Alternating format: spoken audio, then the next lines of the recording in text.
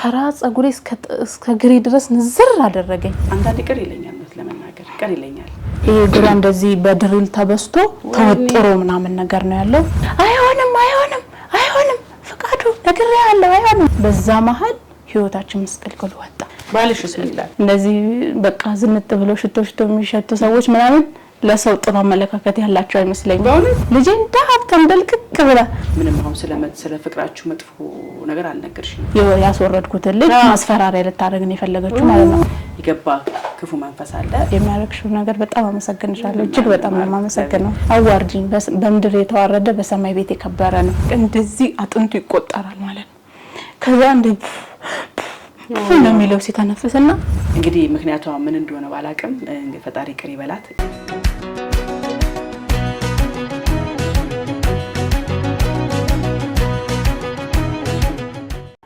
በመድኃኒዓለም አስቆሙልኝ፣ በእናትህ አስቆምልኝ አልኩት።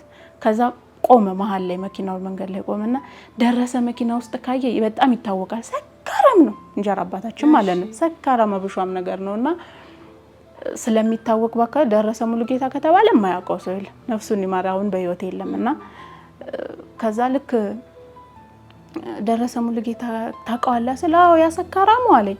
እይ መኪና ውስጥ ካለ እይልኝ አልኩት። ከዛ ብቅ አልኩኝ እኔ ወደ መንገድ። ከዛ ሾፌሩም አይቶኝ ስለነበር ነይ ቶሎ ግቢ አለኝ። ቶሎ ግብት አልኩኝ። ከዛ ከኋላ ወንበር ወስደው የሆነ ቦታ ወሸቁኝ። ምንም ፍተሻ ቢቆም ኬላ ቢያስቆሙ ምን ቢሉ እንዳትወጪ ገረምባቦ የሚባል ሀገር አለ፣ እሱን እስከምናልፍ ድረስ እንዳትወጪ፣ ከገረምባቦን ካለፍን ወንበር ሰጥሻለሁኝ አለኝ ረዳቱ ማለት ነው። እሺ አልኩኝና ገባው። ከዛ በግድ ነው ያስቆምነው፣ ምክንያቱም በሞተር ሊከተለን ይችላል። በግድ ነው ያስቆምነው። የሁለት ሰው ሁሉ ከፍዬ ሄዳለሁኝ ብሎ ሲከራከረን አይቻልም ብለን ነው ያስቀረነው አለኝ። እሺ አልኩ። እዛ ተቀመጥኩኝ። ገረምባቦን እንዳለፍን ወንበር ሰጠኝ፣ ተቀመጥኩኝ። ከዛ ከጎኔ ስቀመጥ እኛ ጋር ቤተክርስቲያን እንደዚህ እንደ አዲስ አበባ እየተራራቀ አይደለም፣ እዛም አለ፣ በቅርበት ነበር። አቡዬን ያገለግላለሁ። ከጎኗ የተቀመጥኩት ልጅ ደግሞ አባይ ትባላለችና የጊዮርጊስ ቤተክርስቲያን አገልጋይ ነበረች። እንተዋወቃለን፣ የሆነ ድራማ ሰርታችሁ ማለት። ከዛ እያወራን እሷ ዶዶላ ተማሪ ናት፣ ዶዶላ የሚባል ሀገር ተማሪ ናት። 11ኛ ክፍል ናት መሰለኝ። ቤተሰብ ጋር ለእረፍት ሄዳ ነው የምትመለሰው። ከዛ መንገድ ላይ በቃ እኔ እርሷ ጋር ረፍኩኝ። መንገድ ላይ እየሄድን እያለ የወር አበባ ይመጣ። ከዛ በቃ ልብሴ ብልሽት አለ፣ በቃ ብልሽት አለ። ከዛ ስለሮጥኩኝ ነው እንዴ ምናምን ብዬም አሰብኩ። ጃኬቷን አውልቃ ሰጠችኝ፣ እንደዚህ አሸርጬ ዶዶላ መናኸሪያ ከወረድን በኋላ ማለት ነው። ከዛ ትራንስፖርት 60 ብር ነበረ ከኛ ሀገር እስከ ዶዶላ የሚባለው ሀገር። አልተቀበሉኝም። ሂጂበት ችግር የለውም ብለውኝ ከዛ እሷ ቤት ይዛኝ ሄደች። ሻወር ወስጄ ከዛ ልብስ ቤት ይዛኝ ሄደችና ጉርድ በ130 ብር ገዝቼ ሞዴስ ገዝቼ ለባብሼ ከዛ ምግብ ከቤተሰብ የተቋጠረላ ምግብ ነበረ፣ እሱም አብልታኝ አሳፈረችኝ ወደ ዶዶላ ከዶዶላ ሻሸመኔ። ከዛ ከሻሸመኔ ነው አዲስ አበባ መጣው። ከዛ ተለያየን፣ ስልክ ተቀያይራን ልጅቷ ጋር። ከዛ አዲስ አበባ ገባሁኝ እኔ ማለት ነው። ማታ ምሽት አዲስ አበባ ገባው። ቀጥ ብዬ ቡዝዬ ቤታና ማርያም ሄድኩኝ። ከዛ በማግስቱ ትምህርቴን ገባሁኝ፣ መኖር ጀመርኩኝ እሷ ጋር ማለት ነው። እሷ ጋር መኖር እየጀመርኩኝ እንደጀመርኩ ለካ ሰው ጎረቤት ምን ይላታል፣ ወጣት ልጅ ቤት አስቀምጠሽ ባልሽ ቢወስድብሽስ አንቺን ቢያባረርሽስ ምናምን ይሏታል። ከዛ እነሱ ሁለቱ ተጣሉ። ከዛ እኔ ወር እንደተቀመጥኩኝ ተጣሉ፣ ባልና ሚስት። አዎ ተጣልተው ምናምን። ከዛ ምግብ ቤት ውስጥ እንትን አልላለ አላወጣም ወጪ አለ። ልጁ ራሱ እየተራበ መጣ ማለት ነው። ከዛም በኋላ ለጎረቤት እያመጣ ይሰጣታል። ሙስሊሞች አሉ፣ በቃ ጎረቤት እያመጡ ይሰጣታል። በሶ ምናምን እየሰሩትን ነገር እያመጡ ይሰጡናል ማለት ነው። እሷ ጋር ያለን መብላት ጀመር። ለልጁ እንቆጥባለን ደግሞ እኛን ተውና ማለት ነው። ከዛ ልክ የሆነ ቀን ቅዳሜ ለጣዋት የሆነች ሴትዮ በሶ ጭብጥና ስኳር አመጣችልን፣ ሻይ አፍልታችሁ ብሉ ብላ ማለት ነው ቁርስ ላይ። ከዛ ያንን በሶ በላን። ቁርስ ምንም ሳንበላ ዋለን። ያንን በልተን ቅዳሜ ዕለት እሁድ ምንም ነገር ሳንበላ ዋለን። እኔም እሷም ለልጁ ያለውን እየሰጠች ማለት ነው። ከዛ ሰኞ ትምህርት ቤት ሄድኩኝ። ምንም ነገር አልበላውም፣ ከውሃ ውጭ ምንም ነገር አልቀመስኩ። ከዛ ማክሰኞ ዕለት ስፖርት የመጨረሻው ክፍለ ጊዜ ስፖርት ነበርና እስከሚደወል ድረስ ውጡና ተጫወቱ ምናምን አለን። ቁጭ ብለን እዛ አብራኝ የምትማር አንደኛ ለምወጣው እንደ ክፍልም ከክፍልም ከሴክሽንም አንደኛ ለምወጣው ተከትለኝ ሁለተኛ የምትወጣ ልጅ አለች። ስምምነሽ ትባላለች እና ስምምነሽ መንግስቱ ትባላለች። እሷ ጓደኛዬ ናት። እንደዚህ ቁጭ ብለን እያወራ እኔ ዘንድሮን ብቻ ነው የምማረው ከዚህም በኋላ አልማርም። በቃ ሳስበው ህይወቴን ምን ነው እኔ ትምህርት ብዬ ሰውን ችግር ላይ መጠለው ራሴም ከምቸገር ሰው ቤቴን ገብቻ አልሰራም እንዴ ከቻልኩ የማታ አማራለሁ ምናምን ብዬ ከራሴ ጋር ተማክሬ ወሰንኩኝና እንደዚህ ብዬ አወራኋት ለሷ። ከዛ ወይኔ እንደዚህ ልታረጊ ምናምን አለችኝ እሷ። አዎ ልሽኛ አሁን ከቅዳሜ ዕለት ጀምሮ እኮ እንኳን ምግብ አልበላውም ምናምን አልኳት። ሙስሊም ናትና አዎ ሲብላ ምናምን አለች፣ አዘነች። ከዛ ሄዳ እሷ የምትኖረው አጎቷ ቤት ነው። እኔ አክስቴ ቤት እየኖርኩኝ እየተሰቃየው ነበር። ተሰቃይቻለሁ እንግዲህ እንዳወራሁት ማለት ነው። እሷ አጎቷ ቤት የምትኖረው አትሰማም ማንንም፣ ዝንጥ ብላ ነው የምትኖረው ማለት ነው። በቃ ከዛ ሄዳ ላጎቷ ሚስት ለካ ነግራታለች። ከዛ አፈር ቢና እናንተ ተርፏችሁ ቆሻሻ ላይ እየደፋችሁ ለምንድን ነው ቋጥረሽላት ይዘሽላት ማትሄጂው? በይዘሻት ነይ ነገ ትላታለች። ከዛ ሮብ ዕለት ይዛኝ ሄደች ቤት ማለት ነው። እነሱ ቤት ይዛኝ ሄደች። ከዛ በዝርግ ሳህን ሙሉ ሩዝና ይሄ ለስላይስ ዳቦ የሚቆረጠው ሳይቆረጥ ድፍኑ አላ እሱም ሙሉ አቀረቡልኝ ያለ ምንም ሼም ግጥም አድርጌ ብልት።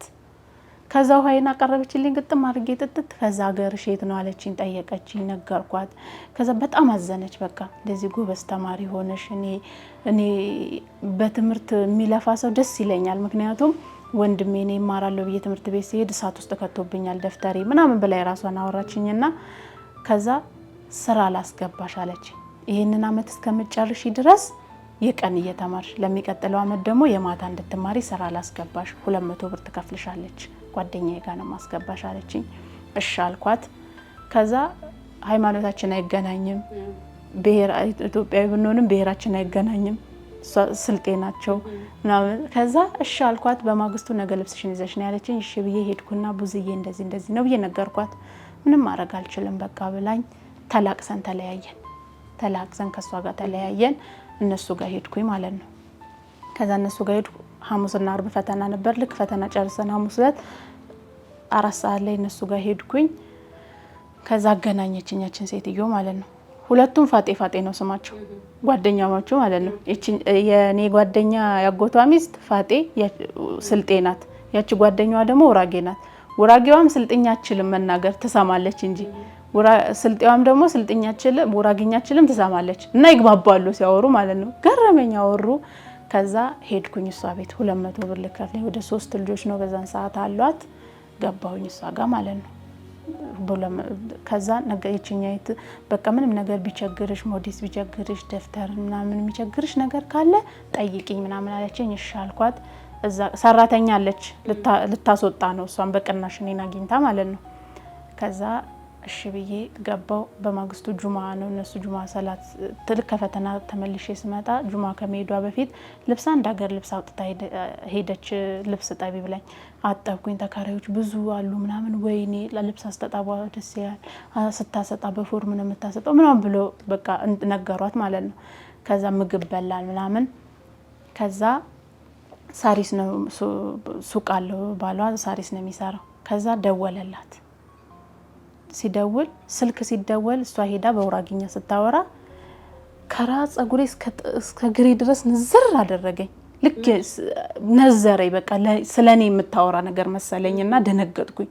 ከዛ ምን ልትለኝ ይሆን ብዬ ሰብላ አለችኝ። አቤት አልኳት። ተያዥ የሚሆን ዘመድ የለሽም እዚህ አለችኝ። እኔ መጀመሪያም ነግሬያታለሁ። እኔ ዘመድ አልፈልግም ካሁን በኋላ በቃ ከዘመድ ርቄ መኖር ስለምፈልግ ነው ባዳን የመረጥኩት። ስለዚህ አሉ ዘመዶች፣ የእናቴ ያጎቷ ልጆች ሳሪስም እና ማርያምም አሉ፣ ግን መጠጋት አልፈልግም ከነሱ፣ ለዛ ነው አልኳት። ከዛም በኋላ ሳሪስ ያሉትን ዘመዶችሽን ታሳየኛለሽ እንሄድ አለችኝ። እሺ አልኳት። ሄድን። ከዛ ስንሄድ የነሱ ልክ እሷ ሱቅ እዚህ ነው፣ ከጎኑ ልክ ውጭ ላይ የለም ይባላል የእናቴ ያጎቷ ልጅ ነውና እሱ ውጭ ሰብለ እንዴት ነሽ ምናምን ብሎ ሰላም ሲለኝ ገብቼ ሰላም ምናምን አልኩት። እሷ ገባች ትታኝ። ከዛ እሱን ሰላም ብዬ ገባው። ታውቂዋለሽ እንዴ እነ ልጅ? አዎ ዘመዶቻችን ናቸው። እንዴ እነ መስፍኔ ምናምን ትታወቃላችሁ? አዎ። እንዴ ከነ መስፍኔ ጋር እኮ ቁብ አብረን የምንጥለው ዘመድ ናቸው? አዎ። ከዛ ከባሏ ጋር በውራጌኛ አወሩ። ከዛ ሂጂ በቃ መጣ ወደ ቤት አለች። እሺ አልኩና እቤት ሳልገባ ሄጄ እዛች እሷን ያገናኘችኝ የጓደኛዬ ቤት እሷ ጋር ሄድኩኝ። ሰላም ማሚ ነው የሚሏት ልጆቹ። ማሚ ሰላም ነው? የት አለች ማሚ ስል ራሷን አሟት ተኝታለች አለች። ከዛ ሰላም ልበላት ብዬ ገባሁ መኝታ ቤት። ከዛ ምን ሆነሽ ነው ስል አይ በቃ ራሴ እንደዚሁ አሞኛል። ከየት ነው የምትመጪው አንቺ? አይ ተያዥ የሚሆንሽ ሰው ምናምን ዘመዶችሽን ሳሪስ ያሉትን አሳየኝ ብላይ ላሳያት ሄጄ ነው አልኳት። ስላጊዜ እንዴት ለኔ ሳትነግረኝ ይዛሽ ትሄዳለች ምናምን ብላ እችኛ ተናደደች። በዛ ላይ ባለቤቴ ተቆጣኝ። እንዴት አሳልፈሽ ለሰው ትሰጫለሽ? አንቺ ጋር ታስቀሪያትም ነበር ወይ? ሙስሊሞች በአመት ረመዳን ሲሆን ምናምን የሆነ ምንድነው ሰደቃ ነው የሆነ የሚያወጡት ነገር አለ፣ ለድሃ የሚሰጡት ነገር ማለት ነው። ያንን ለሰው ይሰጣሉ፣ በየአመት የሚሰጡት አለ። ያንን ለሷ አናደርግም ወይ ብሎ አለይ ባለቤቴ ስትል እና አሁን ትቀሪያለሽ እኔ ጋር ትሆኛለሽ አለችኝ። እሆናለሁ እሺ አልኳት። ግን እኔ ደሞዝ ማስብልሽ ደሞዝ የለም፣ ልጆቼ የበሉትን ትለብሻለሽ፣ የለበሱትን ትለብሻለሽ፣ ትምህርትሽን እየተማርሽ ትኖሪያለሽ ስትለኝ እሺ ደስ ይለኛል አልኳት። ከዛ እሺ በቃ ሄደሽ ልብስሽን ይዘሽ ነው ብላ እሺ ብዬ ለወጣ ስል እሷ መጣች። እቤት ሄዳ ስታጣኝ መጣች፣ እዚህ ያችኛይት ማለት ነው። ከዛ አልሄድሽም እንዴ ሰብለ ሂጂ መጣሁኝ አለችኝ እኔን ማለት ነው። ከዛ ገባች እሷ ልታናገራት። ለካ ገብታ ምን ትላታለች? ተያዡኛት ላምናት አልቻልኩም፣ ሰርቃኝ ብትሄድ ዲቃላ ብታመጣብኝ እንዴት አደርጋለሁኝ? ተያዡኛት ስትል እኔ አላቃት። የትውልድ ሀገራችን አንድ አይደለ፣ ሃይማኖታችን አንድ አይደለ። ለአላህ ብዬ ነው አምጥቼ ያገናኘውሽ። እኔን ከዘረፈኝ ትዝረፈኝ፣ የፈለገችውን ዘርፋ ትሂድ፣ ከወለድ ዲቃላም ካመጣይ ታምጣ፣ ለአላህ ብዬ አስገባታለሁኝ እኔ ትቀመጥ እኔ ካለቻት። ከዛ እሷ ጋር ገባሁኝ ተመልሽ እዚች። ከዛ በቃ ስራ ተከፋፍለን ከጓደኛዬ ጋር ስራ ተከፋፍለን መስራት ጀመርን። ሶስት ልጆች አሏት እሷ። ኢሳቅ ኢማንና ሀያት የሚባሉ ልጆች ነበሯት እሷ። ከዛ እነሱ ትንሽ ናት ያችኛው፣ ሁለቱ ይማራሉ የግል። እነሱን ትምህርት ቤት ሸኝተን ቤት አጽድተን ቃጥበን ትምህርት ቤታችን እንሄዳለን። ቅርብ ነው ትምህርት ቤቱና ቤቱ። እንደዛ ብለን እየኖርን እኔ እዛ ቤት ባዳ አይደለሁኝ። እሷ ዘመድ ስለሆነች አልሰራም ብትል እንደፈለገች ብትሆን ዘመድ ናት። እኔ ግን እነዚህ ሳያውቁኝ ነው ያስጠጉኝ። ቤተሰብ ያልሰጠኝን ክብር ሰጥተውኛል። ቤተሰብ ያልሰጠኝን ፍቅር ሰጥተውኛል። በቃ እነሱ አንዴ ጫማ ሳያደርጉ እኔ ሁለት የቀየርኩኝ እዛ ቤት ጫማ ማለት ነው። ስተበጥሶብኝ ስታይ ትገዛልኛለች። ከዛ የሆነ ስራማ መፍጠር አለብን። እንዴት ወጪ? ከዛ ሞዴስ ትገዛለች።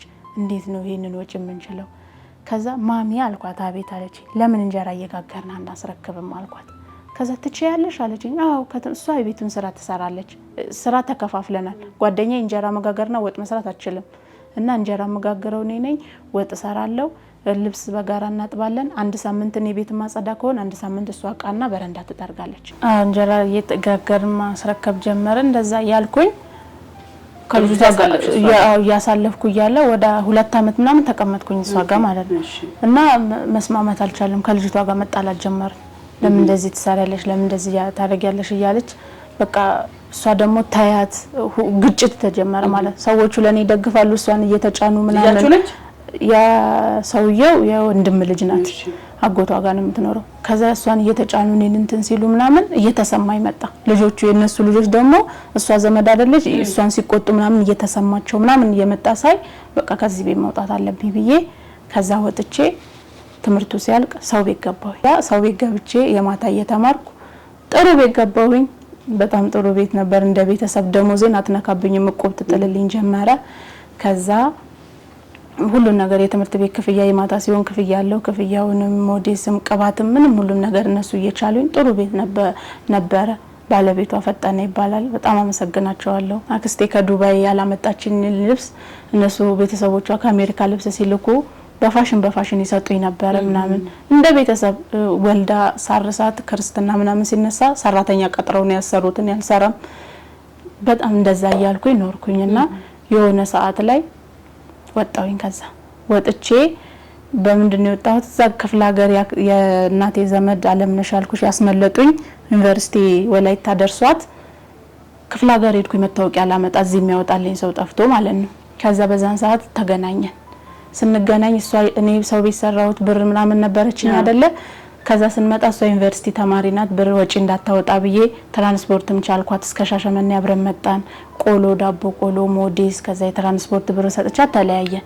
ከዛ ምንድነው የምሰራው ሰው ቤት አላልኩ ተከራይቼ ነው የምኖረው የሆነ ካፌ ውስጥ የወጥ ቤት ረዳት ሆኜ ምናምን እንደምሰራ ነው የነገርኳቸው እንጂ ሰው ቤት እሰራለሁ ብዬ አልተናገርኩምና እና ገንዘብ ያለኝ መሰለኝ በሳምንቱ አዲስ አበባ እመጣለሁ አለች። አዲስ አበባ ካልመጣሁ ታይ ትምህርትሽን ትተሽ እንደዚህ በቃ አንቺ ባትቀበይኝም መጥቼ እኔ ሰው መጫወቻ ሆናለሁ ዱርዬ መጫወቻ ሆናለሁ እንጂ እመጣለሁ ስትል በግዴ ተቀበልኳት። ሰው ቤት እየሰራው ሌላ ቤት ገብቼ እየሰራው ነበር።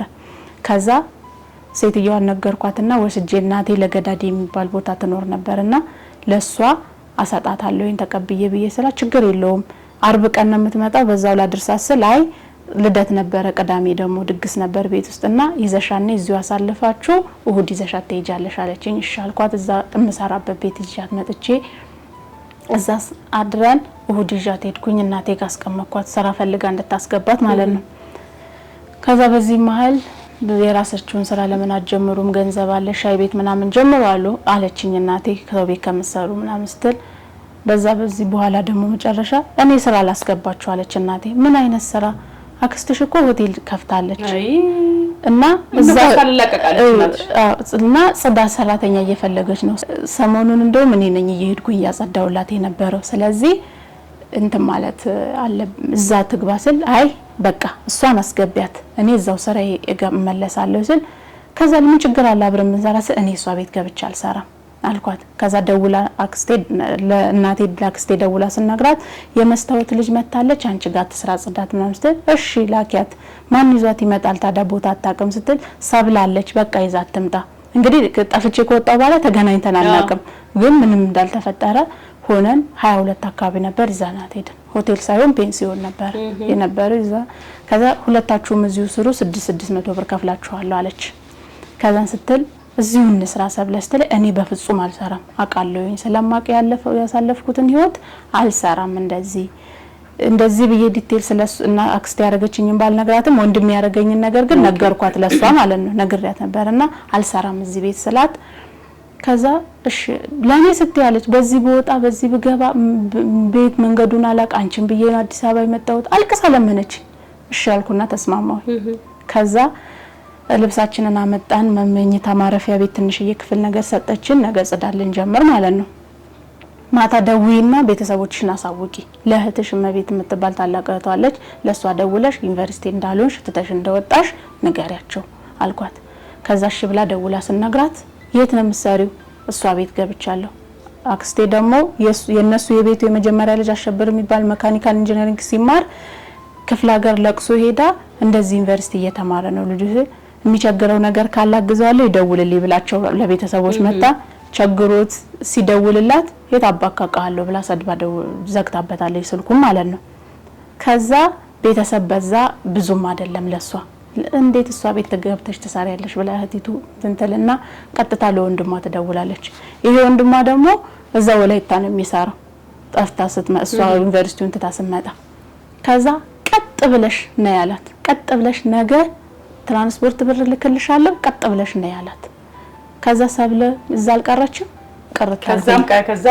ከዛም ከሰራው ሳሎን ተሰንቅሬ ቀረው አክስቴ ቤት ተሰንቅሬ ቀረው የጽዳት ያጸዳው ፔንሲዮን ነው አልጋ ቤት ይከራያል መቃሚያ ቤት አለው ሺሻ ቤት ምናምን ነው የሚሰራው። ጽዳት ሰራተኛ ሆኜ እዛ ተቀመጥኩኝ። ምግብ እንሰራለሁ ሰራተኞች አሉ ወይተሮች ማለት ነው ሺሻ የሚያስተናግዱ እዛ መስራት ጀመርኩኝ።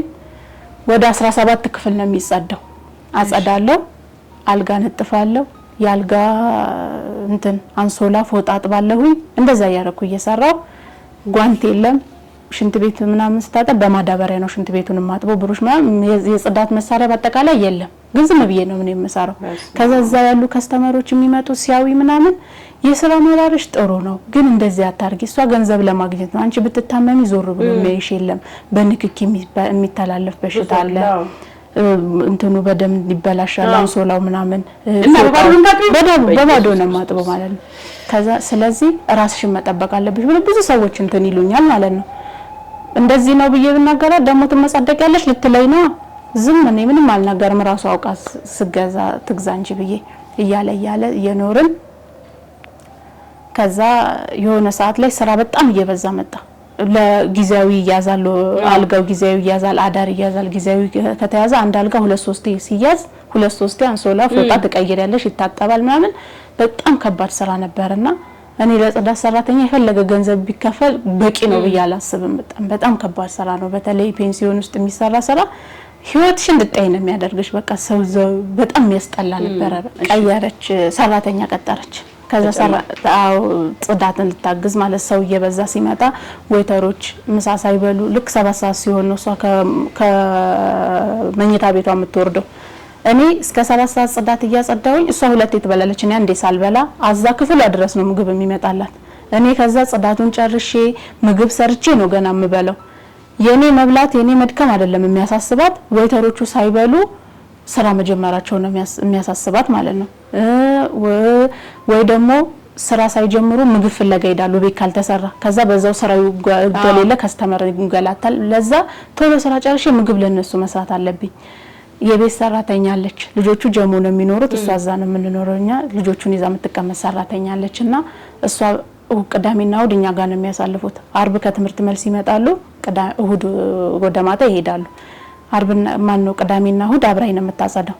ከዛ ልክ ጽዳት ጨርሰን አብረን ተጋግዘን ጽዳት ጨርሰን 8 ሰዓት ሲሆን ቡና ጠጥተን ምሳ በልተን ምናምን ቁጭ እንል ብለን ፊልም ስናይ ትግስት ትባላለችና ትጂ ተነሽ ተኝ፣ ይደክምሻል፣ አንቺ እኮ ቤት ተኝተሽ ስለሆነ የምትይው ይደክምሻል። እሷ ይደክማታል፣ ተነሽ ተኝ እረፊ ምናምን ትላታለች። ሰብለ ከሳምንት ከእሁድ ከሰኞ እስከ አርብ ድረስ እየሰራች አይደክማትም? ለኔ አታዝንም? ለሷ ተኝታ ቤት ለምትውላ እንደምታዝኖች ሴትዮ ላለው በውስጤ ብርቅማ አይደለ ለነገሩ ያሳለፍኩት ነገር አይደል እንዴ እያልኩ ዝም ብዬ ማለፍ ጀመርኩኝ። እያለ ልክ ትርፍ ሰዓት ካለኝ መኪና አጥባለሁ፣ የከስተመሮችን ብር እቀበላለሁ ማለት ነው። መኪና እያጠብኩኝ በጣም በቀን እያልኩ ብር አጠራቅም ነበረ። ከዛ እሷ የሆነ ቀን ነይ ብላኝ 5 ወር እሷ ጋር እንደተቀመጥኩ የ2 ወር ሰጠችኝ ደሞዝ ማለት ነው። ነይ ደሞዝ ብላ 200 ብር ሰጠችኝ። የ2 ወር ደሞዝሽ ነው ብላ ሰጠችኝ። ከዛ አራንቺ ጋር ይቀመጥልኝ ስላት አይ እዛው ከፈለግሽ ባንክ ከፍተሽ አስቀምጪ እንጂ እኔ ጋር ይቀመጥ ምናምን አለች። እሺ ብያንን ተቀበልኳትኝ። ይዤ ያለው መታወቂያ ስለሌለኝ ባንክ ቡክ መክፈት አልችልምና ባንክ ማስቀመጥ አልችልም። ቢሆን ደስ ይለኝ ነበረ፣ ግን ብር አላጠፋ አገኛለሁ እንደዚህ እንትን አለልምና ልጆቹ አንዱ ልጅ የሆነ ኃይሌ የሆነ ማስታወቂያ ይሰራ ነበር፣ ሯጩ ኃይሌ ማለት ነው። እና ከነሱ ጋር አንዱ ልጅ ማስታወቂያ ከሱ ጋር ሊሰራ ተወዳድሮ እንትን ብሎ ነበር። ፎርሙ ተሞልቶ ያንን ደግሞ እንትን የሚለው ሚሊዮን የሚባል የፊልም ዳይሬክተር ነው ምናምን አለች። እሱን ስልኩን አቃለው እሰጥሽና ሄደሽ ፎቶ ታስቀምጫለሽ፣ ሁሌ ፊልም ሰሪ መሆን ፈልጋለሁ ስለምላት ትሰጫለሽ ብላኛለች። ፎቶ ተነሽ ብላኝ ፎቶ ተነስቼ ምረጪ ከዚህ የትኛውን ልስጥ ብያት እሷ መርጣ ይሄን ትሰጫለሽ፣ ስልክሽን ሰጥቼሽ ሄጂ ፎርሙ ሞልተሽ ፎቶሽን አስቀምጠሽ ትመጫለሽ ብላኝ ነበር። ከዛዛ ደግሞ ያጎቷ ልጅ ፍቃዱ በየነ የሚባል አብረን እዛ እንሰራ ነበር። እሱ ሪሴፕሽን እንግዳ ምናምን እየተቀበለ ማለት ነው። ፍቄ በዚህ አጋጣሚ እኔ እናንተ ብዙ ነገር አሳልፈናል ታውቀዋለህ፣ ይሄን ፕሮግራም ካየኸው እና እሱ ፎርሙን ሊሰጥ ሄደ ማለት ነው። እዛ ስልኩን ሰጣው። ያንን እሱ ማስታወቂያ ሊሰራ አንዱ ልጅ ማስታወቂያ ሊሰራ ሱሉልታ ነበር ቀረጻው። ከዛ ፍቄ በቃ አንተ ስትሄድ በዛው ፎቶውን አስቀምጣልኝ። እሷ ላይ ፎቅ ነው ያለችው፣ እኔ ምድር ነበርኩኝና እንካ ፎቶውን ልስጥ ፎቶውንና አስቀምጣልኝና በዛው እኔ ምን መሄድ ያስፈልገኛል ስል እንዴት እንደሰማች አላውቅም። አይሆንም ፍቃዱ ነግሬሃለሁ አይሆንም አለችው። ደነገጥኩኝ። እዚህ አለ አይደለ በረንዳ መኝታ ቤት እንደዚህ ዋናው በር አለ። ከዛ በዚህ ደግሞ ስትወጪ ቴራዞ ነው የሚባለው በረንዳ፣ እሱ ላይ ቆማ ሄዳ አንተ አይቻልም አለች። ከዛ ላፍሽ ነው እንዴ እንደዚህ ስትይ ነበር አትፈልጊም ማለት ነው። በጣም ቆረጣልኝ። እኔም ከዛም በኋላ ማለት ነው ፍላጎቱም ራሱ ቆርጥ አረጋልኝ። ከዛ እንደዛ ያልኩ እየሰራው የሆነ ቀን ሙሉ ሌሊቱን ስነሳ ነው ያደርኩት። ክፍል እየተያዘ አሁን ሳጸዳ ከዛ ይሄ ፍቄም አልስማማ ብለው ወጥቷል። ከዛ ቤት ሰራተኛ አምጥታ ነበር አላልኩሽም? እሷ መጣችና ልታጸዳ የታል ጓንት የታል እንደዚህ ሽንት ቤት ማጠቢያ ምን ስትላት ከዛ እኔ ለምከፊን ገንዘብ እኮ እኔ ታመሜ ብተኛ በሽታ ቢዘኝ አያሳክመኝም አልሰራም ብላ ተታሄደች። ስለዚህ እኔ ማጽዳት ጀመርኩኝ። እያጸዳሁኝ እሷ ሰራተኛው ቤቴ በሁለተኛው ቀን ነው ምናምን ሙሉ ሌሊቱን ስነሳ ክፍል ሲያዝ ተነሻ ይሄ ክፍል ተለቋል ተደውልልኝና ይሄ ክፍል ተይዞ ነበር ተለቋል አስተካኪው ሰው ከመጣ ምናልባት ተላለይ ሄጄ ተነስቼ አስተካክዬ ነው እንትን ምለው። ልክ የዛን ቀን ድክም ብሎኛል እርቦኛል እሷ ዱለት አዛ በልታ እንትን ክችን አየሁኝ ትራፊ ማለት ነው ሚጥሚጣውን የቀረው ሄጄ ያን ሚጥሚጣ በልቼ ስፕራይት የሚሸጥ ነበር የራሷ ጉዳይ ብዬ አንስቼ ስፕራይት ግጥም አድርጌ ጠጣሁና ጽዳት ሁሉንም ጨርሼ አንድ ክፍል ቀርቶኝ ለባብሳ መጣይ ፊት ይታያል የዛን ጊዜ ያለባበሷ ትልቅ እየታቆ ጫማን ያደረገችው ሰማያዊ አይነ ሰማይ ብሉ ብላክ የሚባል ጉርድ ቀሚስ ለብሳ መጣች አንቺ ሴት እኔ ብቻ ነኝ እዚህ እስካሁን ድረስ ጽዳቱን አልጨረሽም አለችኝ ዝም አልኩ እንዴ ጉድፈላኔ እየሰራው ነው እንግዲህ አቅሜን አልኩኝ እኔ በውስጥ ያወራው መስሎኛል ለካ ተናግር ያለው ሳላስበው ማለት ነው ከዛ ያቅሜን እየሰራው ነው ምንድነው የምትል እኔ ብቻ ነኝ ሴት ብለሽ ቤት ውስጥ ያለው ሴት እኔ ነኝ ብለሽ መንጠባረር ትፈልጊያለሽ አይደለ አለች ጉድፈላ ዘንድሮ ዛሬ ሴትየዋ በግራ ጎኗ ነው እንዴ ተነሳችሁ ያቅሜን እየሰራው ነው ሮቦት አይደለም አልኩ እኔ ለካ በውስጥ ያወራው መስሎኝ አውጥቻለሁ ለካ ምን አልሽ አለችኝ እንግዲህ ያቅሜን እየሰራሁ ነው አልኳት እንዴት አንቺ ማን ሆነሽ ነው ለኔ መልስ የምትመልሽልኝ እንዴ ያለች ማለት ቆመ ምን ስለሆንሽ ነው አንቺ ለኔ መልስ የምትመልሽልኝ አለች ወረደችብኝ ወጥቼ አዋርድሻለሁ አስፋልት ላይ ወጥቼ ነው ማዋርድሽ አለች አዋርጂኝ በምድር የተዋረደ በሰማይ ቤት የከበረ ነው ብርቅናው እንዳልኳት ሰው ልታስፈራረኝ የፈለገችው ያንን ያስወረድኩት ልጅ ማስፈራሪያ ልታረግ ነው የፈለገችው ማለት ነው አዋርጂኝ በምድር የተዋረደ በሰማይ የከበረ ነው አንቺም እድሜ ለአንድ ሰው በዚህ ደረጃ ይደረሹ አልኳት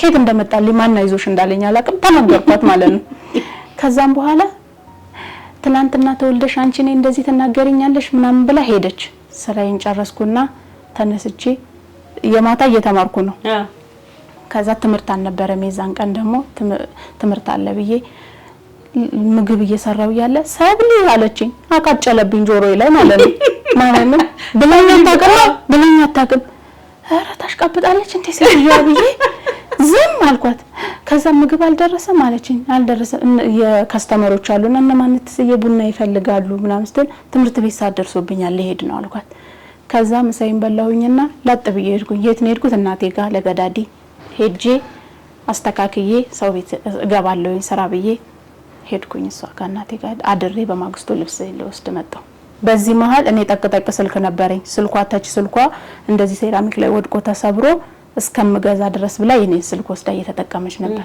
በማግስቱ ስመጣ የቤት ሰራተኛዋን ጠርታ ያጸዳስደታ ጨርሳ እሷ ደግሞ ተነስታ ምግብ እየሰራች ነበር በጧቱ ነው 4 ሰዓት ነው እዛ ይደረስኩት ከዛ እየሻት አይደለ አንቺ እስካሁን ድረስ ተኝተሽ ነበር የምትዩ ሰብለ ያለች ብዬ በውስጤ የት አድረሽ ነው ስትለኝ እናቴ ጋር አልኳት ከዛ በያውን ጽዳቱን አግዣት ትግስትን ስትለኝ አራኔ ለሄድ ነው ልብሴን ልወስድ ነው የመጣሁት አልኳት ልብሴን ስብስብ አድርጌ ወጣውና ስልኬን ስጪኝ ስል አልሰጥሽም እኔ ስልክ ጠፍቶኛል የሰረቅሽው አንቺ ነሽ አለች አልኳት አዎ አንቺ ነሽ የሰረቅሽኝ ስልክ ጠፍቶኛል አንቺ ስለሰረቅሽኝ አልሰጥሽም ስትል እሺ ብዬ ምንም አልተናገርኳትም ልብሴን ይዤ ላጥ ብዬ ሄድኩኝ ወጣው ከዛ በኋላ ተገናኘን ምን እናሷ ተገናኝተናል አሁንማ ተገናኝተናል ከዛ ላጥ ብዬ እንትን አልኩኝ ከዛ መስተንግዶ ዌይተርነት ስራ ጀመርኩ ተቀየርኩኝ በቃ እኔ ብር ያስኩኝ ምናምን በመሃል አሁን ባለቤቴ ጋር ተዋወቀን ማለት ነው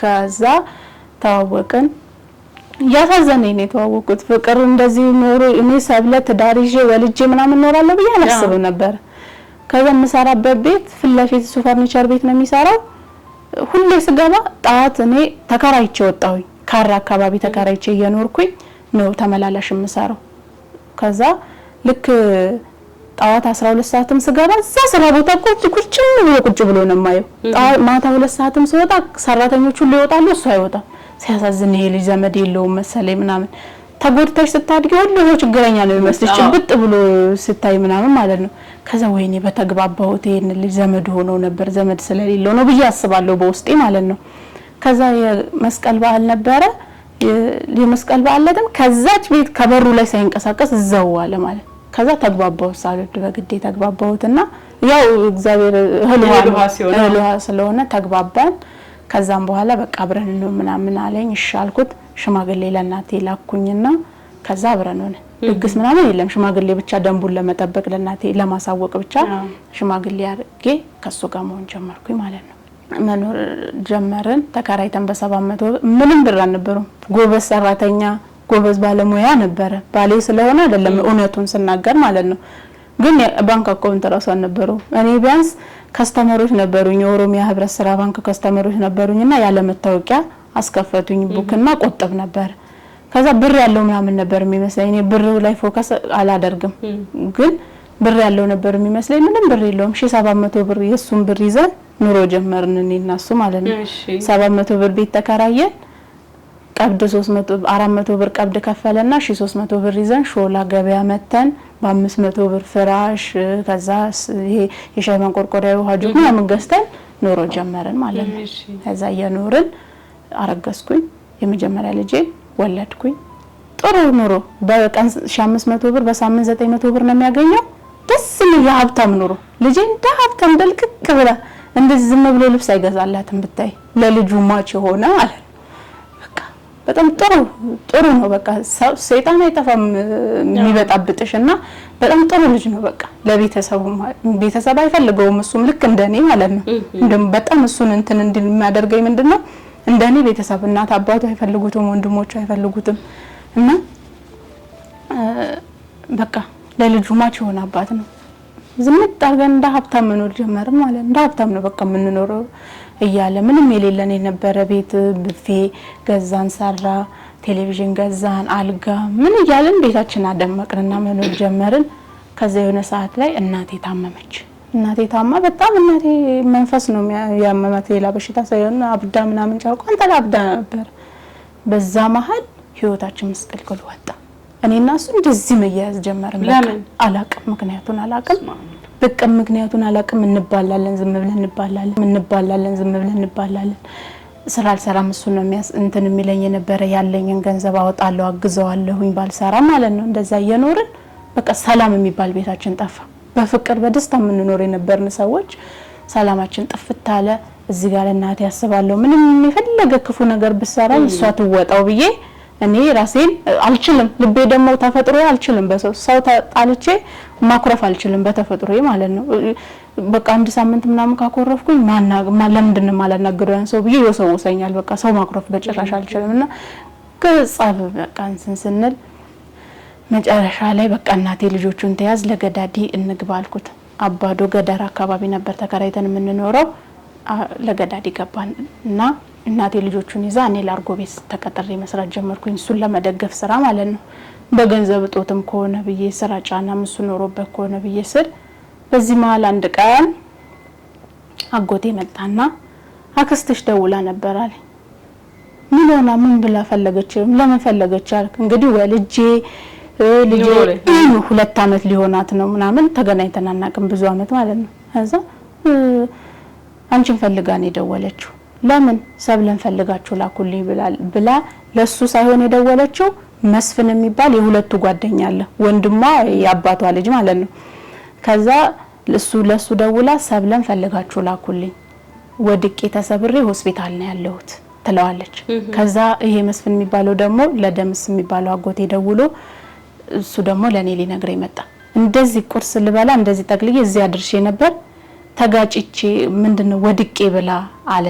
ወድቄ ነው አለች። ግን መስፍን እንዳለኝ ከሆነ መኪና ገዝታለች ገዝቻለሁ ብላኛለች፣ ሳትጋጭ አጋርም ሲለኝ እንደዚህ ደነግጣለሁ ብዬ አላሰብኩም። ድንግጥ አልኩኝ። በቃ ይሄ ጣት ገማ ብለሽ አጥይው አይደለ? እንስፍስፍ አልኩኝ። ምን ሆናል እስከምሄድ በቃ ከንፋ አውጥቼ አልሄድ ነገር ግራ ገብቶኝ ብር የለኝ ምን የለኝ ችግር ላይ ነበር። ከጎረቤት ብር ተበድሬ ኮሮና ጊዜ ነበር። የሁለት ሰው ከፍለሽ ነው ትራንስፖርት የምትሄጂው። ደወልኩላ አጎቴና ደውልልኝ ሲል አርፈሽ ተቀመጪ እሷ ዞር ብላ መቻየችሽና ነው ምናምን አለኝ። እኔማ እሷ የፈለገችውን ታርግኔ ፈልጋኝማ አልቀርም ብዬ ጎረቤት ሄጄ ሙሉ የምትባል ልጅ ነበረች፣ ሙሉ አሊ የምትባል እሷን ስልክ አስደውይ ብዬ ደውዬ ከዛ አቤት ሆስፒታል ተኝቻለሁ አለችኝ። እሺ ብዬ መጣሁ ሄድኩኝ አቤት ሆስፒታል። ከዛ በቃ እንደዚህ ተሰብራ ወድቃ ከፎቅ ወድቃ ማለት ነው። እና ይሄ ወልቋል፣ መንቀሳቀስ አትችልም። ይሄ ግራ እንደዚህ በድሪል ተበስቶ ተወጥሮ ምናምን ነገር ነው ያለው። እዛ አስታመምኳትኝ አቤት ሆስፒታል 2 እንደዚህ ሴራሚክ ላይ እየተኛው አስታመምኳት። ከዛ ወጣች። ሰርጀሪ ተመሰራት አለብሽ አሏት። አልሰራም ማለች። በቃ ካልተሰራሽ አልጋ ይፈልጋል ልቀቂ ተብላ ሳይሻላትም ወጣች። ከዛ እንደዚህ በቃ በሽተኛ እግሯ እንደዚህ አንጠልጥለ ለስንት ተሸክመን አስገባናት ቤት። ከዛ አስታመምኳት ቤት አስታመምኳት። ልጄን ትቼ ለእናቴ ቤቴን ትዳሬን ትቼ እሷን አስታመምኩኝ ማለት ነው። ልክ ደህና እንደሆነች መቆም እናቴ ደግሞ ከለገዳዲ ወጌሻ ፈልጋ መጣች። እየተመላለሰ እያሻት ምናምን ተመለሰ። ይሄ እንትኑ ማለት ነው እግሯ ውልቃት ነበርና ተመለሰ። ቆማ መራመድ ምናምን ሲጀመር በዳይፐር ነበረች። ዳይፐሯን እየቀየርኩ ገላዋን እያጠብኩኝ ጸጉሯን እንትን ትሰራለች እንጂ ያለ ዊግ አትንቀሳቀስም። ሁማኔር ነው የምታደርገው። ኮፍያውን እያረኩኝ ጸጉር ቤት መሄድ ስለማችል እንደዛ እያረኩ ደህና ስትሆን ሄድኩኝ ወደ ቤት ማለት ነው። ወደ ቤት ሄድኩኝ። ከዛ አሁንም ነይ ትለኛለች። ነይ ባለችኝ ቁጥር ሄዳለሁ። ሂጂ ስትለኝ ነው የምሄደው። አመናጭ ከስቲም ስትለኝ እንደዛ እያልን ባልሽስ ምን ይላል? ከዛ ከሱ ጋርማ ተያያዝን። ሰላም የሚባል ቤታችን ውስጥ ጠፍቷል። በቃ ከዛ የራስ ጉዳይ ብዬ እኔም ሰው ቤት መስራት ጀመርኩኝ። ተመላላሽ ኮንዶሚኒየም መስራት ጀመርኩኝ። ጽዳት ቢባል ምግብ ዝግጅት፣ የድግስ ስራ ምናምን ካለ ሰራለሁ። ስራ የሚባለው ከልብስ አጣባ ጀምሮ መስራት ጀመርኩኝ። አባዶ ማለት ነው። ከዛ እንደዛ እያልን እኔና እሱ በቃ መጨረሻ ተለያየን። ከዛ እኔም ለብቻው ተለያየን በራሳችን ማለት ነው። ተለያየን። እሱም ለብቻው ተከራይቶ እኔም ለብቻው ተከራይቼ እናቴ ጋር ልጄን አስቀምጬ መኖር ጀመርን። ከዛ በዚህ ማል እናቴ አክስቴ ምን ትፈልጋለች? እሷ ጋር ተመልሼ እንድገባ ስንት ደረጃ ስጠብቃት እዚህ ሆነች እንደዚህ ሆንሽ የማይሆን ቦታ ወድቀሽ ምናምን ትላለች። አላወራው ብዬ ሞክሰ ግን ምን አስባለሁ ለኔ ይሄ ያንቺ ቻይናል ጥሩ ሆነልኝ እንጂ ሁሌ አንድ ቀን ቤተክርስቲያን ጠርቼ ወቅሳታለሁ ልላስብና ይሄ ሚዲያ ሁሉ ሰው ነው የሚሰማው አይደለ? ጥሩ ማስተያየት የሚሰጥሽ አለ፣ የራሷ ጉዳይ ብሎ መጥፎም የተቃራኒ የሚሰጥሽም አለ። ግን ሰው የራሱን ሐሳብ የሚሰጥ ሰው አለ። ግን ሰው ለምሳሌ አንቺ በድለሽኝ እኔና አንቺ ብቻ ካወራን መደማመጥ አንችልም፣ ፈራጅም ስለሌለ ማለት። ይሄ ግን ሁሉ ሰው አይቶ ይፈርዳል። በቃ እውነቱ እኔም ላይ ፈረደ እሷም ላይ ፈረደ። ለፍርድ ሳይ እውነቱ እንዲወጣልኝ ነው የምፈልገውና እንደዛ እያልን ከዛ ነው እንዴ አይ ቀርት አልኩኝ። ከዛ ቀርት አልኩኝ። በቃ እንደዚህ ስገፋፋኝ ቁስሌን እያያዘች ንክትክት ስታረግብኝ ቀርት አልኩኝ ማለት ነው። ከዛ ቀረው። በዚህ አጋጣሚ የቤቱ መጨረሻ ልጅ እኔን ከገጠር ያመጣኝ አጎቴ አሜሪካን ሀገር ገብቷል። አሜሪካን ሀገር ገብቶ እዛ ለናቴ ይልክላታል በወር 2,000 ብር 5 አመት ነው የምቆየው። ይሄንን 5 አመት እስከምጨርስ ድረስ 2,000 ብር እልክላታለሁ በወር ብሏል ብላ በሷ በኩል ይልክላታል። ተቀበላለች 2,000 ብር ማለት ነው። ከዛ ቤት ልገዛልሻለሁ ወይም ቤት አቅሜ እስከ 400,000 ብር ነው 400,000 ብር ድረስ ቤት እገዛልሻለሁ ብሏታል። ይነግራታል። ግን ለማንም ሰው እንዳትናገሪ አላት። እናቴ ለኔ ነገረችኝ። ከዛ ስልኩን ስጪኝ እስኪ ልደውል ብዬ ደወልኩለት። እኔ የታሳስ ገብርኤል አካባቢ ደወልኩለትና ያ በድምጽ ያወቀኝ ሰብለኔ ስላውቄሻለሁ አለ። ከዛ ለእናትሽ ቤት ልገዛላት አስቤያለሁ እስከ 400,000 ብር ለሷም እንዳትነግራት ሳይገዛ ቢቀር ደግሞ እንዳትጓጓ ፈልጊ ደላላ ምናምን እንትን ብለሽ ፈልጊ አለኝ። እሺ አልኩትና ይሄማ ጥሩ ሐሳብ ነው ቢያንስ ከቤት ኪራይ ትወጣለች ብዬ መሯሯጥ ጀመርኩኝ። ደግሞ የራሴን ኑሮ ትቼ በዚህ መሀል የምሰራባቸው ኮንዶሚኒየም የምሰራባቸው በጣም ጥሩ ሰዎች የሚረዱ ለልጄ ትምህርት ቤት የሚከፍሉልኝ ደግሞ እኮ የዳቅንጡ ነኝ የግል ነው ያስገባኋት ኬጂ ማለት ነው። ከዛ ይከፍሉልኛል ትምህርት ቤት የሚከፍሉልኝ በተለይ አቶ አለማየሁ ኃይለ ማርያም የሚባሉ በጣም እህታቸው መድኃኒት በጣም አመሰግናቸዋለሁ። በዚህ አጋጣሚ በጣም ጥሩ ሰው ስጋ ቤታቸው ቁርስ ከሰራውላቸው ለኔም ገዝተው ነው የሚሰጡኝ። በጣም ጥሩ ሰው ነበር። በጣም ብዙ ድጋፍ ያደረጉልኝ ሰው ነበሩ። አሁን ስልካቸው ጠፍቶኝ ተራርቀናልና ከዛ እንደዛ ያልኩኝ ብዙ ሰዎች ሪች በጣም አመሰግናለሁኝ። አሌክስ ሁላችሁንም በጣም ነው የማመሰግነው። እነሱ ጋር እሰራለሁ። ከዛ መጨረሻ ላይ በቃ ከባለቤቴ ጋር እንትን ማለት ተታረቅንና ግን አንድ ቤት እየኖርን መስማማት አልቻልንም። ከዛ ምን አሰብኩ በጣም ችግር ሆነ። እናቴም ቤት ፈረሰ። ቤቱ ተገዛና ፈረሰ። ኦኬ በዛ መሐከል ብሩ ላለመስጠት ካክስቴ ጋር ሰላም የነበር ነው። እንደገና እኔን እንደ ጠላት ጠምዳ ሁሉ ይዛይ ነበር። የራሷ ጉዳይ ነው የለመድኩት ነገር ነው። እሷ በየትቻለው ብዙ ታሪክ ማለት ነው። ከዛ ልክ እሷን እንትን እያልኩኝ ሰው ቤት በቃ መግባት አለብኝ እናቴ ልጅ ትማር ብዬ ማለት ነው። እናቴ ጋር አስቀምጬ ጎል የሚባል ትምህርት ቤት ነበር ኬጂ1 እና ኬጂ2 የተማረችው። ከዛ ኬጂ3 ደግሞ እናቴ ጋር ሆና ትማር ብዬ ሀና ማርያም መሸኛዋን ወስጄ ራሄል የምትባል ልጅ እሷ ጋር ተመላላሽ ሰራ ነበር። ሁሉንም ወደ 4 ነው 5 ቦታ ሰራ ነበር ተመላላሽ ማለት ነው። እሷ ጋር 4000 ብር ልከፍለኝ እሷ ጋር ልገባ። ከዛ በዚህ መሀል ደግሞ አንዴ ጓደኛዬ አክስት ከዛ አረብ ሀገር ሄዳለሁ ፓስፖርት አውጥቼ ምናምን ብዬ መታወቂያ ለማውጣት የሚያወጣልኝ ሰው አጥቼ ልደት ካርድ ለማውጣት ብር 3000 ብር ከፈልኩኝ ከሰንዳፋ መታወቂያና ልደት ካርድ እንዲያወጡልኝ ማለት ነው። በዚህ መሀል ለምን ጅቡቲ አትሄጂም ምናምን ብላ የጓደኛዬ አክስት ስትለኝ ከ18000 እስከ 25000 ብር ይከፈላል አሉ። ከዛ ሰብልሻዬ 18000 ብር ደሞዝተኛ ልትሆን ጅቡቲ ሄዳ ዛሬው ነው ካልሄድኩኝ አፋልጉኝ ሰው የሚወስድ ሰው። ከዛ አገናኘኝ አልኳት የጓደኛዬን አክስት ማለት ነው። ከዛ ሻለች አገናኙኝ። ከዛ ብቻዬን ከመሆን የጓደኛዬን የባሏን የወንድም ልጅ ልዩ ትባላለች ከሷ ጋር ተነስተን ጅቡቲ ለመሄድ በጥቅምት 9 2006 ዓ.ም ልጄን ለእናቴ ትቼ ሄድን። ደላላው እንትን ጅቡቲ ማነው ድሬዳዋ ጠበቀን። ከዛ ጉዞ ወደ ጅቡቲ ስደት ተጀመረ ማለት ነው። በስማአ በበረሃ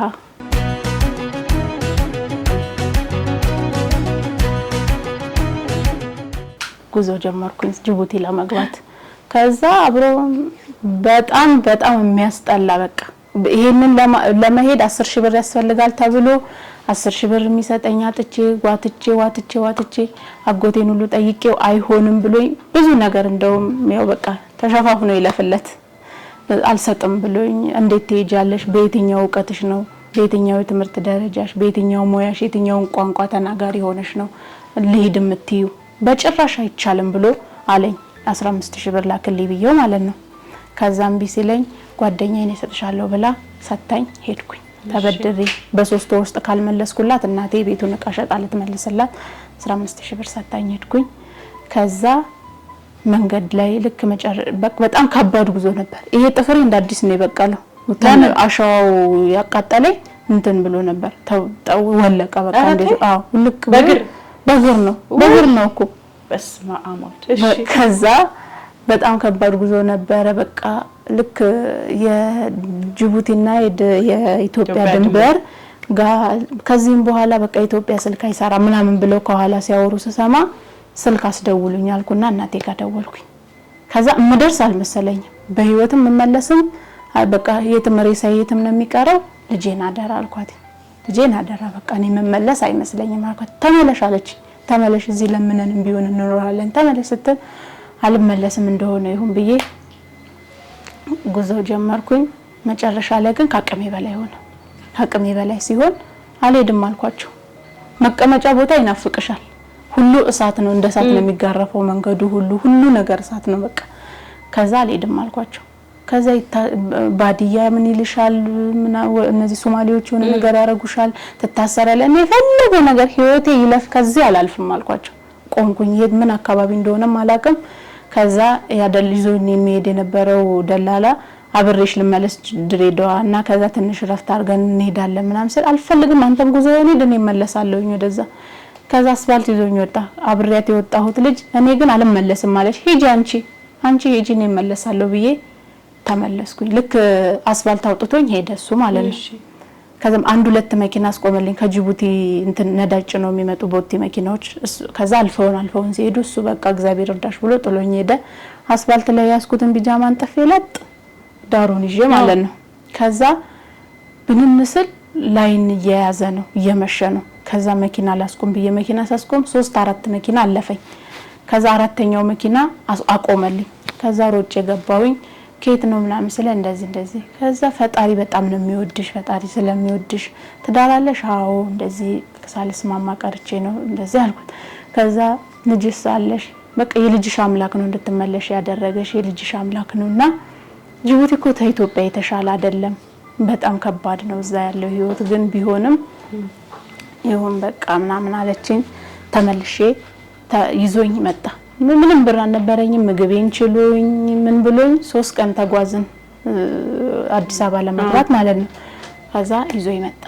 አዲስ አበባ ልክ ጋርመንት እናቴ ሀና ማርያም ነው የምትኖረው ጋርመንት ጋር ወደ አምቦ ነው ጭኖ የሚሄደው 500 ብር ለልጆቹ ሙዝ ምናምን ገዝተሽ ግቢ ለልጅሽ ብሎ ሳቶኝ ሄደ። እዚህ አጋጣሚ ፕሮግራም ካያት ወደንበላሽ በጣም አመሰግናለሁኝ። ብዙ ወጪ ነው ያወጣው ከ2000 ብር በላይ ነው ለምግብና እነዛን ቀኖች ሁሉ ያወጣልኝ ለኔ በጣም አመሰግናለሁ።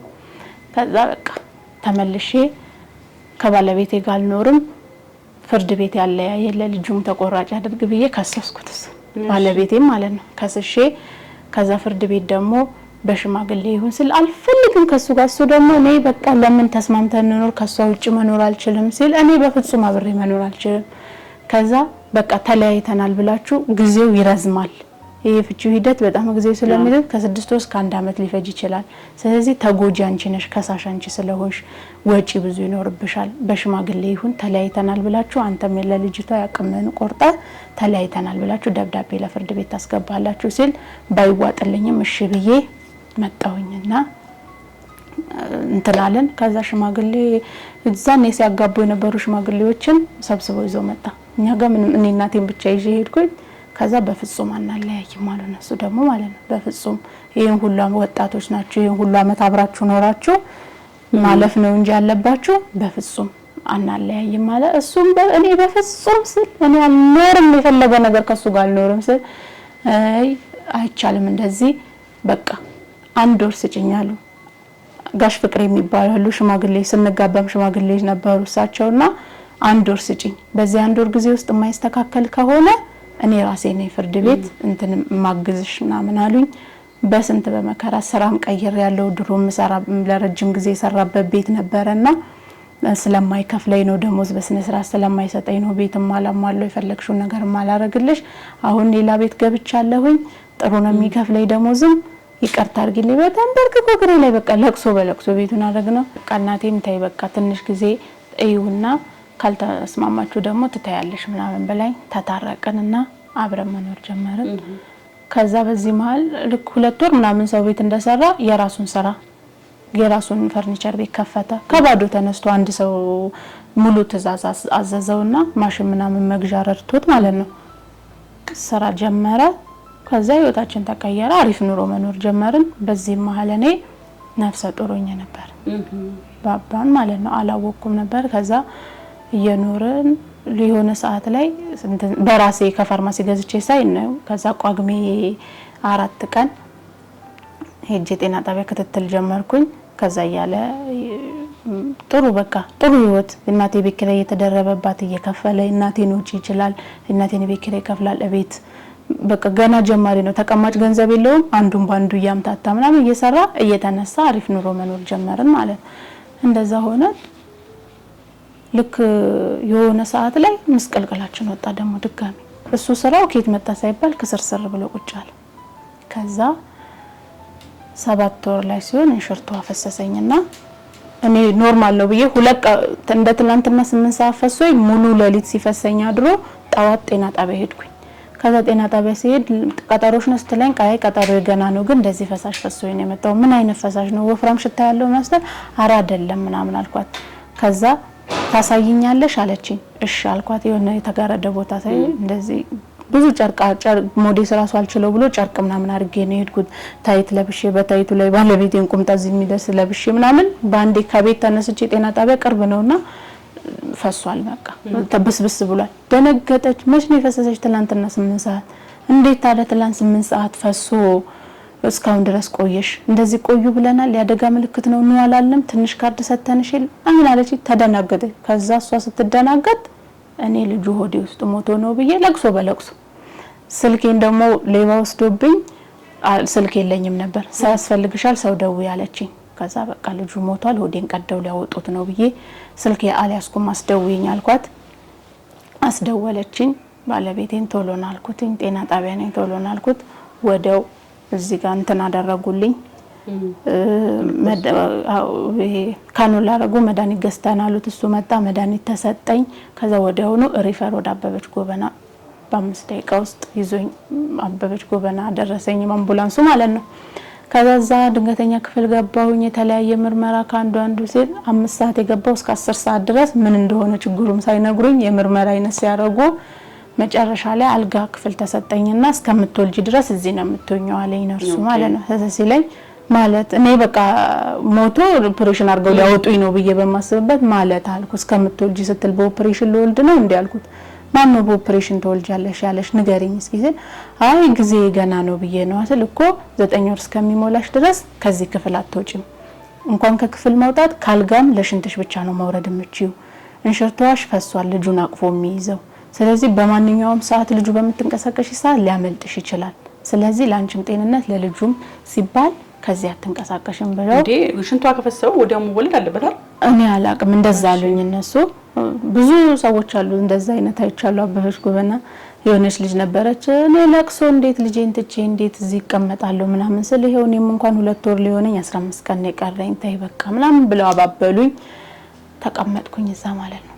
ተቀመጥኩ መድኃኒት የሳምባ ማጠንከሪያ ለልጁ ለጻኑ ማለት ነው የኢንፌክሽን ምናምን ብዙ መድኃኒት ወሰድኩኝ። ተቀመጥኩ እዛ እንደተቀመጥኩ ለካ አጎቴ ደውሎ ጠይቆ ማያቀኝ ስለኔ ሰብለ ደህና ናት ብሎ ሲጠይቀኝ ሆስፒታል ገብታለች ብዬ ነገርኩት።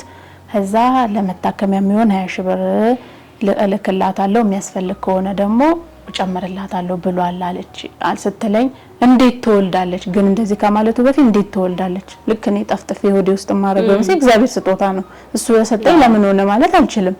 እንዴት ትወልዳለች ብሎ በቃ እኔ ከቤተሰብ ራሴን ማጥፋት አለብኝ ማለት ነው አድራሻዬን ማጥፋት አለብኝ ማለት ነው ብሎ 20 ሺህ ብር ልኮልሻል የገንፎልና አጥሚት ላስፈጭበት ስትል አይቻልም አታስፈጭም ስልክ የለኝም እኔ አንቺ እንደሚልክ ላንቺ ሲልክልሽ በቤት ኪራይና በቤት ወድ እንደሚያልቀው መጨረስ አልፈልግም ብሩን ስልክ ስለሌለኝ ስልክ ይገዛልኝ እዚህ እሱም ስራ ስለሚሰራ ያገኛል ብዬ ማለት ነው እስከምወልድ ድረስ እሱ ይስተካከላል የገንፎ ሁሉና አጥሚት ሁሉ አሳሳቢ አይደለም ብዬ ስልኩን ከገዛ ማለት ነው 15 ሺህ ብር።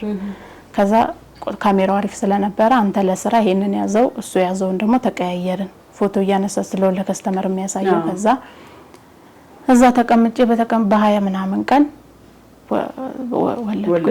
እነሱ እኔ 7 ወር ከ2 ሳምንት ላለው እነሱ ግን 29 ሳምንትሽ ነው አሉኝ የዛኔ ማለት ነው እና በ30 ሳምንት ልክ 7 ወር አናቱ ላይ የተወለደው ተወለደ። ከዛ ልክ ምጥ ሲጀምረኝ በዚህ ሰዓት ባይወለድ ጥሩ ነበረ ምክንያቱም ብዙ ነገር ነገሩኝ ወይ አተነፋፈሱ ልክ ላይሆን ይችላል የተለያየ በኢንፌክሽን የተጠቃ ሊሆን ይችላል ያለ ጊዜው በመወለዱ ብዙ ችግር ሊያጋጥመው ይችላል ስለዛ ራስሽን ማዘጋጀት አለብሽ ለሚመጣው ነገር ምናምን አሉኝ። ባይሆን ጥሩ ነበር ከመጣ ግን ምንም ማድረግ አንችልም አፍን እናስቀምጠው አንችልም አሉ። ከዛ ተወለደ ህዳር 28 ተወለደ ማለት ነው። ባባ ወደ ኮዴ እንደወጣ ትብቱና እንትናለች ልብስ ገዝቶ መጠቅለያ ገዝቶ እስከሚመጣ አልጠበቁትም። ሻሽ ነበረ በሻሽ ነው ጠቅልሎ ይወሰዱ ጽኑ ማሞቂያ ክፍል አስገቡት። ትንሽ የነበረች እንደዚች ማለት ነው እንደዛ በባለፈው ያየሽው በጣም ትልቅ ሆኖ ማለት ነው ያየሽ የነበረውና በቃ ሳው መስለም ነበር። በጣም ከባድ ህይወት ነው ያሳለፈው እሱ በዚህ እድሜ በጣም የተሰቃየው ታይገኝ ማለት ነው። አላየሁትም ወዲያው ለካ እንደገባ ባለቤቴን ማሽን የለም እዚህ ልጃችሁ አተነፋፈስ ችግር አለበት እና ወደ ግል ይዛችሁ ሂዱ ከቻላችሁ ወደ ግል ይዛችሁ ሂዱ አሉ ማለት ነው። ከዛ ተክለ ሃይማኖት ሆስፒታል ይዛችሁ ሂዱ አለችኝ አለ ዶክተሩ። ከዛ እሺ ይዘን እንሄዳለና ስጡን ስንል በአምቡላንስ ይዘጋጅ ስናዘጋጅ እንደውላለን ስልክን ጠብቅ ብለው ሲስተም ላይ ስልክ ስላለ ላኩት። እሱ ሳይደውሉ ሙሉ ቀን 5 ሰዓት አካባቢ ነው የወለድኩት ሙሉ አድሬ በማግስቱ 5 ሰዓት ነው ያየሁት ልጁ ማለት እስከዛን ሰዓት አልደወሉም። ከዛ ሄጄ ሳይው በቃ ብታይ በጣም የሚያሳዝን ሁኔታ ላይ ነው ያለው በቃ የሚያሳዝን ግሉኮስ እንትን ይሄ ተደርጎለታል ኦክሲጅን ተደርጎለታል በቃ እዚህ ጋር ምናምን የተደረገው ነገር ሲል ያጣጥራል ይሄ ልቡ በቃ እንደዚህ ውስጥ ግብት ነው የሚለው እንደዚህ አጥንቱ ይቆጠራል ማለት ነው። ከዛ እንደ ነው የሚለው ሲተነፍስና እንትን አራፋ ይደፍቃል ማለት በቃ ክራክብታለኝ እንዴት ነው የሚሆነው? ከዛ ልጅሽ ተስፋ የለውም ተቻልሽ 400-500 ሺህ ብር ነው የግል እሱን ይዘሽ ሂጂ አሉኝ ማለት ነው። ከዛ ኬት ይመጣል 400-500 ሺህ ብር ኬት እንዲመጣ ስለማይችል ለኛ ካለው ያድነው ለኛ ካላለው ደግሞ የራሱ ጉዳይ ብለን ተውን እዛው ተቀመጥን። ብዙ ነገር አሉ መድኃኒት ምርመራ ውጪ ነው የሚታዘዘው እዛው ነው እንጂ እዛ ማሞቂያ ይከታተላል እንጂ ውጪ ነው መድኃኒት የሚታዘዘው ከውጪ ነው የምገዡ ብዙ መድኃኒት ምርመራ ሲባል ደም ምርመራ ውጪ ነው የሚታዘዘው ውጪ ነው ብዝብዝ አለን ያለው መንቀሳቀሻ የነበረው እሱ ባዶ ዜሮ ላይ ሆነ ማለት ነው። ከዛ መጨረሻ አጎቴን ደውይና ጠይቂልኝ 170,000 ብር ይላክልን ሰርተን እንከፍላለን ጠይቂልኝ አልኳት እናቴም ማለት ነው። ከዛም በኋላ ምን ብድር ይለኛል ከፈለገ ስጠኛ አይልም እንዴ ደሞስ ኬት አምጥቶ ሊከፍለኝ ነው ይሄንን ብር ምናምን ብሎ ስልኩን ዘጋብኛል። ስቲል እስከዛሬ ድረስ አይደውልም። ይኸው ባባ እንኳን ከተወለደ 4 ወር ሊሆነው ነው 8 ሲመጣ ለእናቴም አይደውልም። እሱ ነበር የሚረዳት መደወል አቁሟል አጎቴ ማለት ነው። ከዛ እዛ ፈተናችንን አየን። የመጨረሻ አይሲ ክፍል ፈርመሽ አስገቢ ተባልኩ። ፈርሜ ያስገባው ሞተ ብለው ወተት አይወስድም ጡቴ ይፈሳል እንደዚህ ጥብን የሚያደርገኝ ክርፋቱ በዛ ላይ አይጠባውማ ትንሽ እየታለበ የሚሰጠውም ቆመ። ልክ የሰጡት ከ2 ሰዓት በኋላ እንትን በአፍንጫው ተደርጎ በስሪንጅ ነው የሚሰጠው በቱቦ ማለት ነው። ስበው ሲያወጡት አረንጓዴ ሆኖ ነው የሚወጣው ማለት።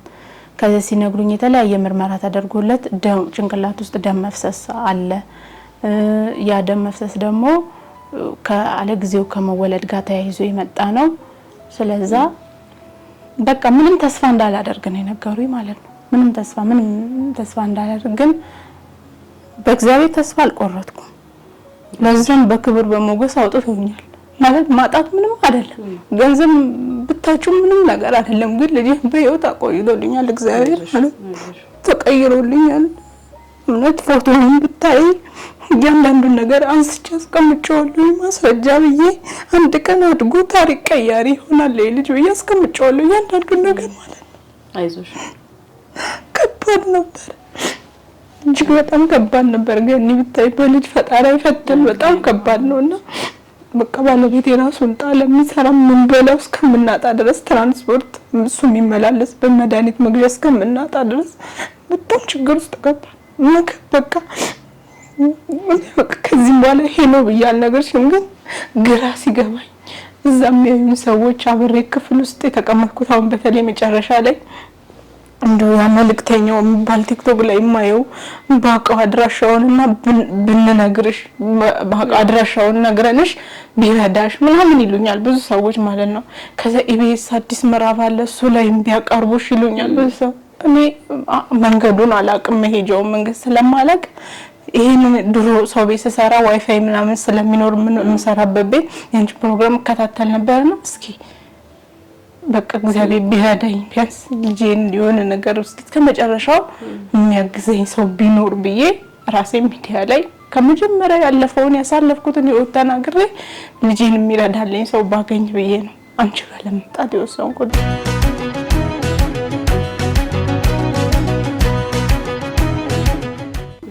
አሁን በቃ በጣም ከባድ ነበረ።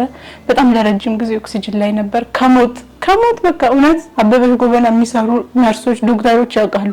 ተስፋ የለውም የተባለ ልጅ በአፍንጫው ተደርጎ እንደገና እንደዚህ ድፍት የሚል ተደርጎለት መተንፈስ አይችልም ነበር። በቃ የመጨረሻ ደረጃ አይድንም የተባለው እግዚአብሔር ለተአምር የፈጠረው ስለሆነ አታረፈው ተረፈና ባዷችንን ምንም ነገር የሚበላ ምንም ነገር በቃ ምንም ነገር የለን ምንም ነገር ማለት ነው። ለሱ ወተት መገዛበት ፕሪተርም ፎርሙላ እና ፕሮተርም ፎርሙላ ያለ ጊዜያቸው የተወለደ የሚሸጠው ዶክተሮች የሚያዙ ከፍተኛው 8,000 ብር ዝቅተኛው ደግሞ 4,000 ብር ነው የሚሸጠው ማለት ነው።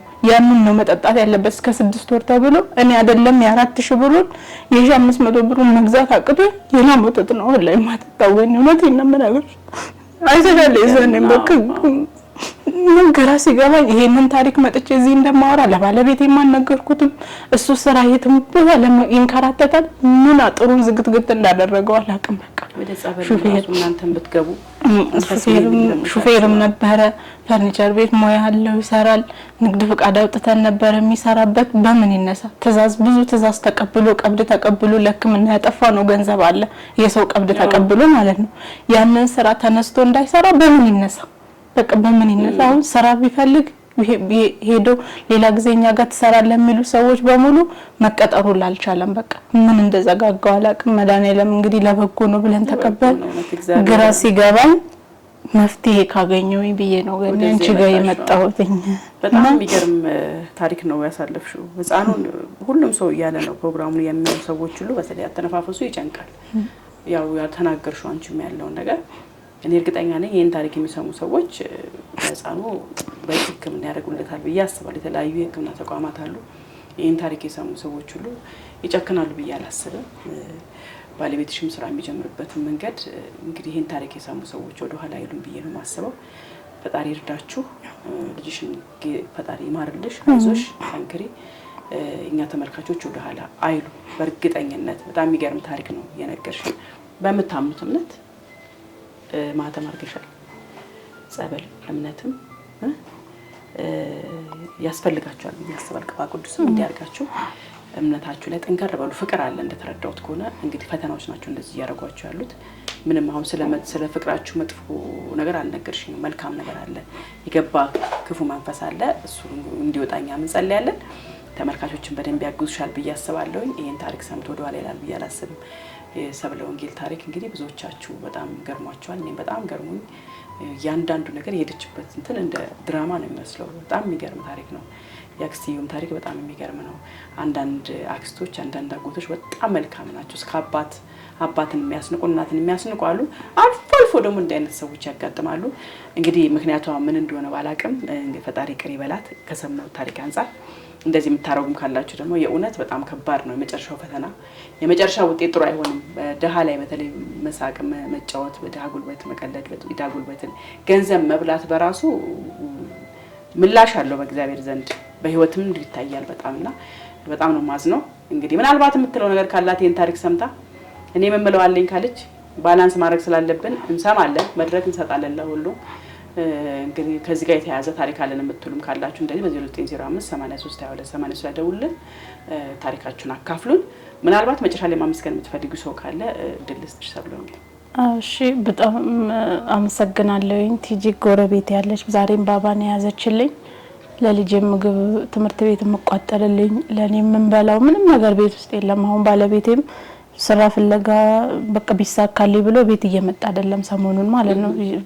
እንትን ራሱን ለማቋቋም እየተሯሯጠ ነው እና ያለው እሷ ናት የምችለን። ቤት ውስጥ እንኖራለን እንጂ የቤት ኪራይ ተደራርቦብን ያለው እየለመን ታገሱኝ እያልኩ ነው አካራዮቼንና ቲጂ በጣም ነው የማመሰግነው። ባለቤትሽን ገመቹንም በጣም አመሰግናለሁ። ከመስሪያ ቤት ወተት ድረስ ይዞልኝ ይመጣል። በጣም ነው የማመሰግነው። በጣም ለኔ ብቻ አይደለም ለብዙ ሰው እሷ ልቧ ቅን የሆነች ልጅ ናትና አመሰግናታለሁ።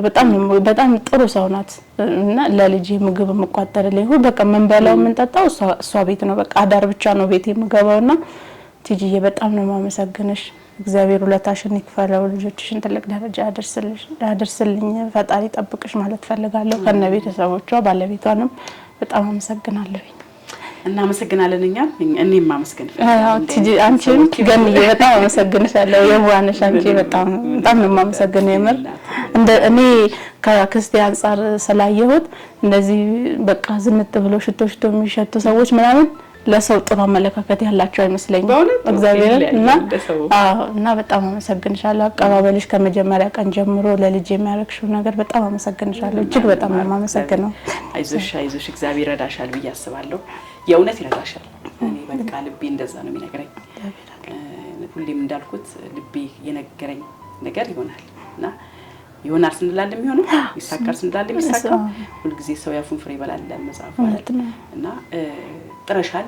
አሁን አንዳንድ ሰዎች አቅም ያላቸው መስራት የሚችሉ ሰዎች ከእድሜያቸውም ከጉብዝናቸውም ከምናምን እገዛ ፈልገው ሲመጡ አንዳንዴ ቅር ይለኛል ማለት ለመናገር ቅር ይለኛል አይደል። አንዳንዴ ጤና ኖሮሽ መስራት እየቻልሽ ምናምን ሲመጡ ቅር ይለኛል እና ሳላውቀው ቅሬታዬን ሪአክት አደርጋለሁ። አንቺ ጋር ቅር ያለኝ ነገር የለም። ወጣት ነሽ ኦፍ ኮርስ አዎ ትችያለሽ። አዎ ግን ያለሽበት ነገር ከባድ ነው። ልጅ ይዞ በዚህ ደረጃ በቀደም የነበረው ልጅ በዛ ደረጃ እየተነፈሰ በዛ ደረጃ እያለቀሰ በዛ ደረጃ ሁሌም ኮንቲኒየስሊ እያለቀሰ ያለ ልጅ ይዞ መንቀሳቀስ ይከብዳል። ያለሽ ነገር ለልጅ ሰጥተሻል፣ ባለቤትሽም ሰጥቶታል። እግዚአብሔር ቤታችሁን ይመልሰዋል። በደንብ ይመልሰዋል ብዬ አምናለሁ። በእናንተ ማለት ነው በእናንተ ተመልካቾቼ ይሄን ቤተሰብ መልሱልኝ። ይሄን ህፃን ድኖ ዳዴ ማለት ሲጀምር እኔ ጋር ትመጫለሽ ለምስጋና ትመጫለሽ። ይሄን ደግሞ ፈጣሪ ያደርገዋል ይፈጽመዋል ያምናለሁ። ማለት እንትን የለውም ፌክ የሆነ ታሪክ አልሰማሁም። ፊል አደርጋለሁ ፌክ ሲሆን እኔ አውቀዋለሁ እና እውነት ነው። ልቤም የነገረኝ እንደዛ ነው። ተመልካቾች በኢትዮጵያም ሆነ በዓለም ደረጃ ያላችሁ ኤርትራውያን ኢትዮጵያውያንም እንደምን ጊዜውም ሰብለው እንዲረርታችሁልኝ ለምስጋና ልጇንም ባሏንም ይዛ መታ እንዲያመሰግኑ እንዲሆን እመኛለሁ። ያን ቀን እጠብቃለሁ። ታረጋላችሁ ብዬ አስባለሁ። ተቀምጦላችኋል። ደውሉላቸው፣ በምትችሉት አድርጉላቸው። ልጁንም ህፃኑንም ሕክምና በደንብ የሚያገኝበትን መንገድ ፈልጉላቸው። የተለያዩ የሕክምና ተቋማት ይኖራሉ። ይህን ህፃን ሕክምና እንዲያገኝ አድርጉልን። እኛ ደግሞ በደንብ በስፋት ከነሱ ምስጋና ጋር የእናንተን ተቋማት ምስጋና ለእናንተን ተቋማት ምስጋና እናቀርባለን። የዛሬ ፕሮግራም ይህን ይመስል ነበር ተመልካቾቻችን። እናንተም የጨነቃችሁ እንዲህ አይነት ግራ የገባው እንዲህ አይነት በጣም ቆንጆ ታሪክ አለን፣ የሚያስተምር የሚያዝናና የሚያሳዝን ታሪክ አለን የምትሉ ያ በ0905832283 ደውሉልን፣ እናገኛችኋለን፣ እናቀርባችኋለን ማለት ነው። የዛሬ ፕሮግራሙ ስማራ ቆይትና አርቲስት ገነት ንጋቱ ነበርኩ። ዩቲዩብ ቻናሌን ሰብስክራይብ፣ ላይክ እና ኮሜንት ማድረግ እንዳትረሱ። የዛሬን ጨርሻለሁ። ሰላም ለእናንተ ይሁን።